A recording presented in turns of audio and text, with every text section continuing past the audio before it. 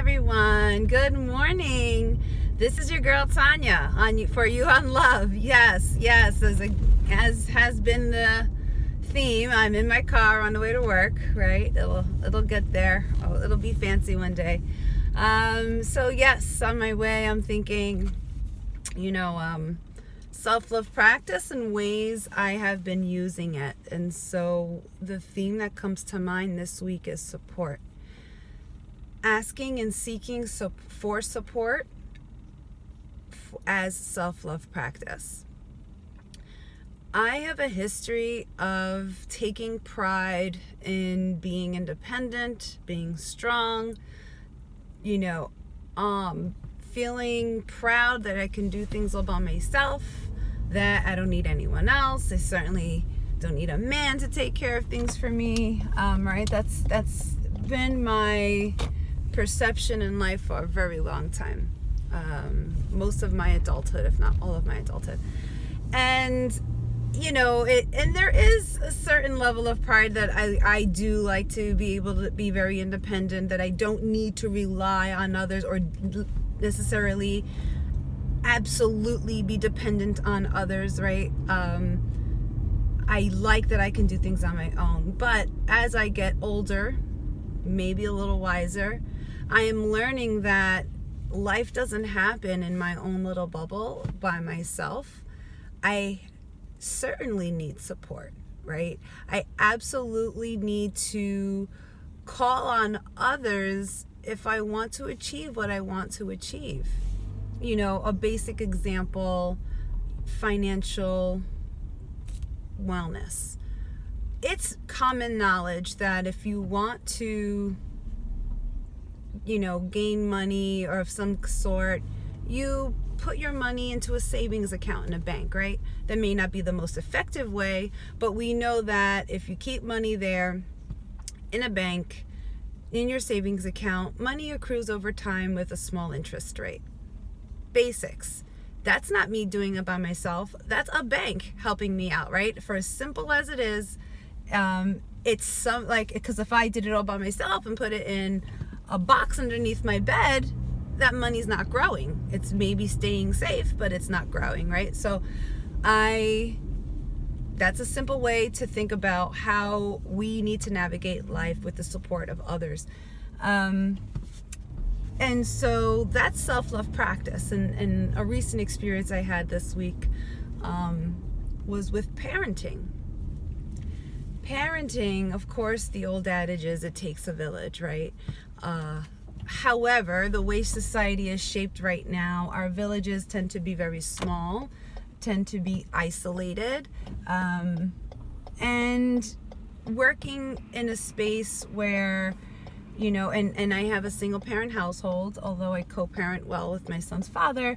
It's essentially, when my son is with me, a lot of it is on me, and I have family and all that stuff. But all that to say, I know I can't be the best parent I want to be all by myself, even though I know I'm able to do much of it. So Aris is 3.5. That's my boy. And I am learning the independence and willpower of a 3-year-old. And I understand it's developmentally appropriate. I understand he is where he needs to be for his growth, development, knowledge, wisdom, skill sets. He needs all of that. He needs to push boundaries. He needs to see what he can get away with. He needs to see where he feels safe. And that pushes my boundaries and my limits, right? Because as a parent, I am setting limits, I am setting expectations, I am setting boundaries, and he has continually pushed upon them in the past week or so. And I recently read an article, and it's at the ripe age of 3.5, and that's exactly where he is. He's at 3.5, and I said, oh boy, I can't wait. I feel like it's like a 6-week curve. And that reminds me when they're young, infant before you're old, every 6 weeks there's a huge change in their behavior and skill sets and growth, all those things, right? So I'm hoping those 6 weeks are continuing, and we're at a dip right now, and I'm looking for that high because this is a really challenging dip. And I have needed to call upon my village. I have needed to call upon his father to be in support of ways to discipline and ways to talk with him and ways to talk about how pushing boundaries is not okay, or rather what that means, like you can't hit, kick, pinch, bite, all those things, right? Yes, we're seeing that behavior at 3.5, and I haven't seen that since toddlerhood.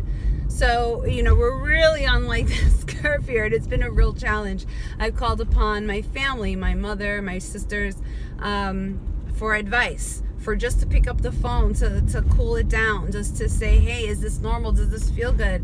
I don't know what I'm doing. And I'm trying my best, right? So I've definitely called upon family. I've called upon books. I've shared with you, I'm listening to How to Talk So Kids Can Listen for ages 2 to 7. That's been helpful as well. And so I listen to that. So I'm calling upon experts, right? I'm calling upon Facebook groups. So I'm a part of a conscious parenting group that I really like, and they feel that their opinions and advice are always spot on with how I wish to be as a mother. Conscious parenting is disciplining without coarse intervention. So no spanking, no screaming, even no timeouts, right? It's a way that you get to level with your child in a way that's developmentally appropriate for them to understand you and me to understand them, which is challenging, and that's not easy. And I'm not always perfect at it either.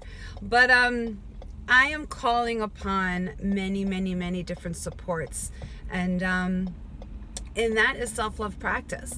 That is acknowledging and accepting that I cannot do it all, that the expectation is that I do not do it all, that the expectation is actually that I call upon my village, that I ask for support. It doesn't make me weak. It doesn't make me less effective or less capable. It's to say I am now using my wisdom that I have to trust that child rearing or anything that you need is not to be done alone. Support is natural. We are in a world, with billions of people, right? That is not an accident. Human beings are driven to live in groups.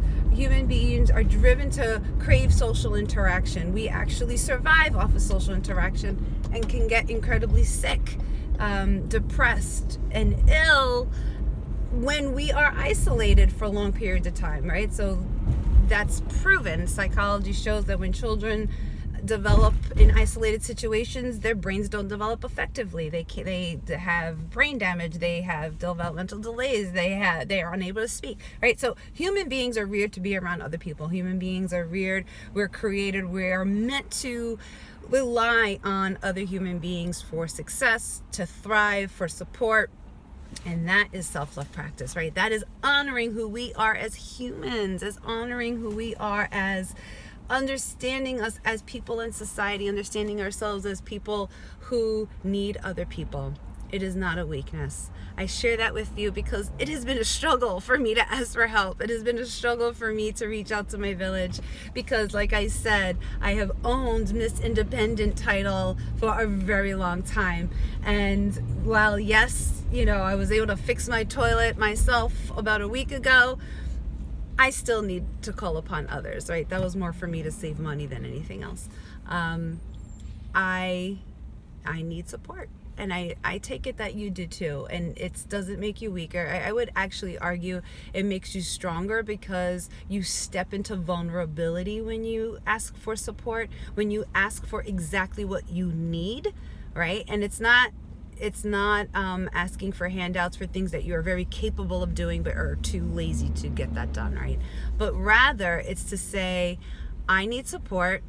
I'm struggling in this certain area, or I know I can thrive in this area if someone else is able to support me on that. So that's my little gem for you today. Asking for support, asking for what you need from your village, from the people around you, from friends, from family, from Facebook, social media, from books. Go get that support. You will be better for it, okay? Peace and love to you all. Thank you so much for watching. I appreciate your time. This is Tanya for You on Love. Please like and share if this resonated with you at all. Take care. Bye.